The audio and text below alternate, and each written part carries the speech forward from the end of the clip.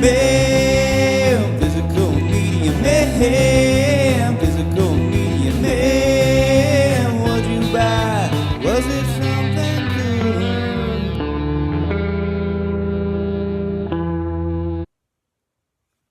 What's up, guys? Physical Media Man back here again for another Physical Media Man Monday video. I got March's monthly movie reviews, so this will be another movie review video. But before I get started, make sure to like, subscribe, comment, leave feedback, do all that good stuff down below. I'll leave the links to my Instagram page, my Physical Media Man Store Instagram page, my Facebook page for the Physical Media Man / Physical Media Man Store, my Facebook page for non-media related items, the Hodgepodge Garage, my email, my eBay, my Twitter, and my Film Aficionado page where you can follow along with my wish list as well as my collection, which is not yet up to date, but I am working on it. So, okay, so first up, we watched Oliver Stone's Snowden, starring Joseph Gordon-Levitt. It also has Shailene Woodley and Tom Wilkerson and Scott Eastwood in it, and Timothy Olyphant. And Nicolas Cage has a small role, and he was very good in this. So it follows Snowden, which is based on a true story. Edward Snowden was his name, and it's a political movie. He worked for the CIA, and it's about illegal surveillance and how the government could tap into people's webcams or cameras on their phones without their knowledge, and this wasn't being relayed to the public. And he without going any further, he tries to stop that from happening in a way that puts his life at jeopardy, to say the least. So I won't go into much more detail than that. It is a very good film. I'm giving this one an A. I highly recommend it. Next up, we watched Never Been Kissed. I was always intrigued by this movie. I don't know why. Never watched it, so it was a first watch for me. I believe my wife had seen it. It's starring Drew Barrymore and David Arquette. And Drew Barrymore works for a newspaper, and she went to Northwestern in the movie. She's very smart. She basically is somewhat of an editor, but she basically reads over articles and make sure all the spelling and grammar is correct. But she gets thrown in this position where she has to go back to high school for a story. She always wanted to actually be a writer, and she didn't have a very good high school experience, so she goes back to write a story about high school, and actually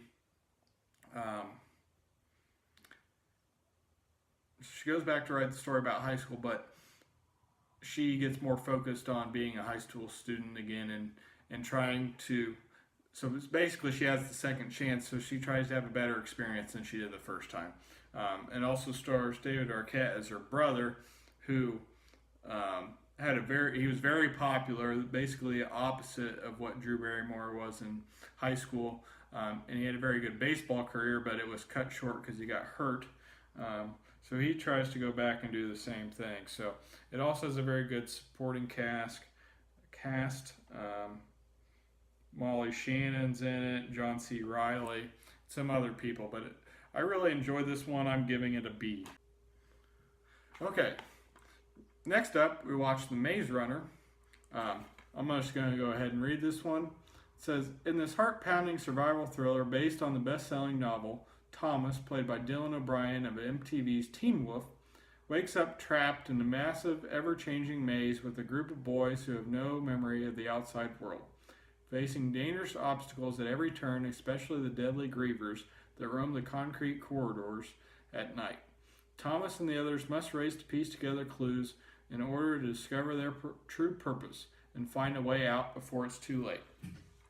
So I won't go into too much more detail because I don't want to ruin the movie. I did enjoy this one. We also watched the other two, so this is a trilogy. I'm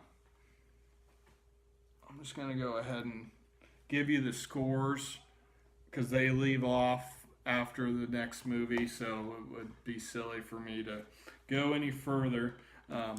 This one got a B-. Next up is the Maze Runner, The Scorch Trials. And I'm giving this one a B. I thought it was even better than the first. And then, lastly, Maze Runner, The Death Cure. This one was on Blu-ray DVD combo. Also giving it a B. So really enjoyed this set. These will actually be for sale because I don't want to have 2 DVDs and then a Blu-ray DVD combo. And this is actually unopened. I actually went to the library here in town and rented the third one on DVD from the library, so I didn't open it. So it is brand new. I'd be willing to sell the set for $8. If you're interested in this, let me know. I want to get that. They came out with the set of them, like a Blu-ray set of them all together. So if you're interested in these, let me know. I really enjoyed these movies. So next up, we watched a Coen Brothers film, Barton Fink. It follows John Turturro. He is a playwright and writer in New York at the beginning of the movie, and his play does very well, and he gets sent over to California to try to make a movie. He runs into John Goodman, and they're staying at the same hotel, and I won't go into too much more detail than that. It's basically somewhat about writer's block and things like that. Honestly, it was probably a little bit over my head. I didn't really get the point. It was slow. The ending it picked up a little bit at the ending. I know it's got a very good IMDb rating, and I really do enjoy their movies. I'm going to keep this for their collection because I do enjoy their movies. This one was just not for me. Maybe upon a second watch, I would enjoy it more, but I'm giving this one a C. Next up, we watched Election, starring Reese Witherspoon and Matthew Broderick. Reese Witherspoon is a high school student. She's trying to be principal of her class. She's trying to do all the right things to get into a good college and do all these things. And Matthew Broderick is a teacher at the same school, but he's also in charge of the election of said president of the class. So it also stars, what is his name? Chris Klein from American Pie, and I believe this might be his film debut. If not, it's one of his first roles, but I'm pretty sure this was his first film debut, or his first film debut. It was his film debut. I'm pretty positive. I believe this movie was shot in Iowa or somewhere around Iowa, just in a high school, and he happened to live in the town and go to the high school, I believe. So that's kind of how it came about for him to be in the movie. This did just get a Criterion release, so I was happy to pick it up on DVD. Enjoyed it. There's some drama in the film. I won't go into much detail. Chris Klein and Reese Witherspoon and Matthew Broderick, all the characters the whole story comes together, and there's drama between all the characters. But I did enjoy it. I didn't think it was amazing by any means, so I'm giving it a C+. Next up, we watched The Greatest Game Ever Played, starring Shia LaBeouf and Stephen Dillane, who, until we rewatched this, because this is at least the third time I watched it. It was first time watch for my wife. She likes golf a lot, so I had to show her this one. And that is a character from Game of Thrones. Oh shoot! Now I've blanked on his name. It's I don't know. You know him. He's got a brother. He was a king. If you watch the show, you know who it is, okay? So it follows Shia LaBeouf. He's the main character. This is based on a true story, by the way, and this is put out by Disney. Highly recommend this movie. He is from a poor family, but he caddies, and at the time, caddies weren't able to play golf. But he's very good. He's good in his high school. And somehow he's able to get the money together to try to qualify for this tournament at the beginning. I won't go into much more detail than that from there, but he ends up going against one of the greatest players of the time, Harry Vardon, and another character. The supporting cast is very good in this. The story is very good. And of course, it is based on a true story, and it made me go read some information about that true story afterwards. But I really enjoyed this one, even after the third time viewing, giving it an A-. Okay, break. Okay, next up, hopefully this is the last time I have to break. I was sick at home from work the day I watched this, and I really enjoyed this one. So we got Spy with Melissa McCarthy, Jason Statham, Rose Byrne, and Jude Law. I heard it was enjoyable, and I really liked it. It was better than I even thought it was going to be. I, of course, it's got the theatrical and unrated version, and I, of course, watched the unrated version, and it was definitely better, I assume, because there was a lot of cussing and whatnot that really improved probably the film from the theatrical. Mostly done by Jason Statham. He is fantastic in this film. And this was written and directed by Paul Feig, I guess is how you pronounce his name, who also did Bridesmaids in the Heat, which had Melissa McCarthy in them as well. So they're all working for the CIA,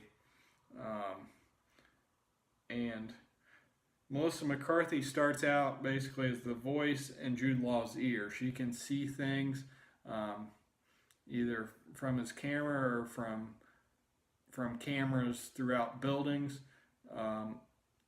and she tells him where things are coming or what to do and things of that nature, and really helps him survive his dangerous profession. And then Jason Statham also works in the same thing, but Jude Law gets murdered, and Melissa McCarthy, and basically when he does, they're able to find out who all the CIA operatives are. So Melissa McCarthy is to go undercover because she's not known. So I won't go into much more detail than that. I really, really enjoyed this one, giving it a B. And it is a comedy, so that was a pretty good score for it. I mean, it's not amazing. If I just said it was amazing, I think I did. But I really enjoyed it. It's not an amazing film, but it was more enjoyable than I thought it was going to be, if that makes sense. Next up, we watched Now and Then, and this is starring Leslie Linka Glatter, or no, that's who the story is by, sorry. Starring Christina Ricci, Thora Birch. Those two were together in Ghost World.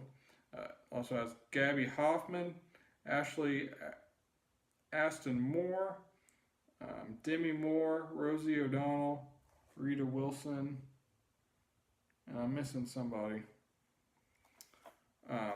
So this follows a group of friends when they're older and when they're younger. So now and then. They go separate ways. Something brings them back together. But it mainly focuses on the younger group and basically how they became lifelong friends. Heard great things about this one. My wife loves this one. I was honestly disappointed. It wasn't bad. I just thought it was going to be better. I don't know. The cast is very good, and it's probably every bit of 80 to 90% following the younger group, and then 20 to 10% following the older. Giving this one a C+. And I need a replacement case because this is an old snapper, but it's in a DVD case. So anyway, next up we watched Running on Empty. Had heard very good things about this. It's directed by Sidney Lumet, who's made a lot of very good films. Dog Day Afternoon, some other ones. But it stars Christine Lahti, Judd Hirsch, Martha Plimpton, and River Phoenix. So they're a family. So it's husband, wife, and then 2 sons. And they have to move a lot because the mom and dad are anti-war activists, and they blew up a napalm lab in 1971, and they became lifelong fugitives. So it's basically how they survive and the reason for it. And it was a very good film. Really, really enjoyed this. It was slow kind of at the beginning, but I really like this one. I'm giving it a B+. And then we watched season 4 of The Office. I've gone over The Office before on what it's about, so hopefully you watched the previous monthly reviews. I'm giving season 4 a B. Some of my favorite ones from the season are The Fun Run, Money, Local Ad,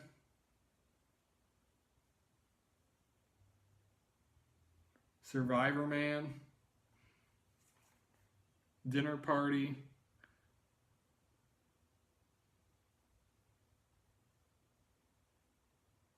Goodbye Toby.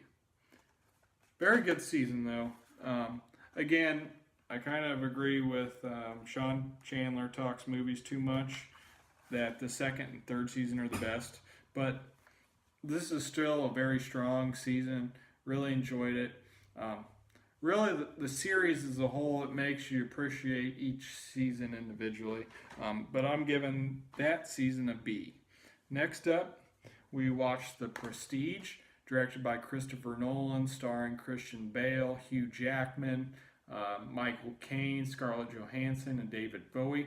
I'm going to read this one because some stuff happens in here. I don't want to ruin anything.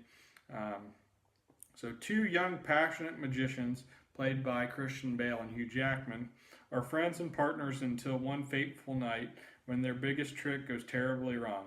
Now the bitterest of enemies, they will stop at nothing, including deceit and sabotage, to learn each other's secrets. So yeah, won't go into much more detail than that. It also stars David Bowie in it as well. This is a fantastic film. It was as good as I remembered. Highly enjoyed it. Giving it an A+. There's really nothing wrong with this film. It is that good. Really enjoy Christopher Nolan's movies, and this is, I mean, I know it's got a very good rating, as I said in my Instagram post. I think it's got like an 8.6, which wouldn't make it underrated, but I just think it doesn't get talked about enough. So, really enjoyed this one. Also, that came out the same year. If you haven't seen it, I also recommend The Illusionist, starring Paul Giamatti and Edward Norton. It's also a magician film, also very good. So, and then lastly, we watched Won't You Be My Neighbor, about Fred Rogers, who had the TV show Mr. Rogers' Neighborhood. I loved it when I was a kid, so it brought back a ton of memories. Very good documentary, done very well. I actually recorded it from PBS, which he used to be on. I hope to pick it up here at some point. I just didn't want to spend too much money on it. So, like I said, I'm looking forward to adding it to the collection at some point. It was very well done. Talks about his life and how, not really too much actually in his life, but somewhat of his life. It's not just about him, it's about the show and what he did from the show on mainly. But it does talk a little bit about his backstory. Not as much as I would like, but at the same time, it was very well done. Talked about why he did the things he did and just the show itself. Excuse me. But I really enjoyed it. Thought it was fantastic, giving it an A-. So here's the stack of stuff we watched for the month of March. And it hasn't been as much as previous months. And the reason mainly for that is because of March Madness and basketball. Huge basketball fan, especially college basketball in the tournament, which started in March. So that basically took away a full weekend of watching movies. And we had other stuff going on throughout the month, so didn't get in as many as normal, but still got in quite a few. Excuse me.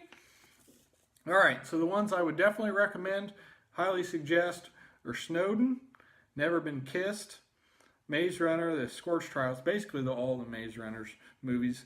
The Greatest Game Ever Played, Spy, Running on Empty, The Prestige, and Won't You Be My Neighbor, which is about half of what we watched. But anyways, we watched a lot of good stuff for the month of March, so hope you guys enjoyed this. If you have any questions or have any feedback you want to leave down below, go ahead and do so. Hope you guys enjoyed this. This is Physical Media Man signing off. Physical Media will never die. Physical Media Man. Physical Media Man. Physical Media Man. Yeah! What's up, guys? Physical Media Man back here again, and we're gonna fall.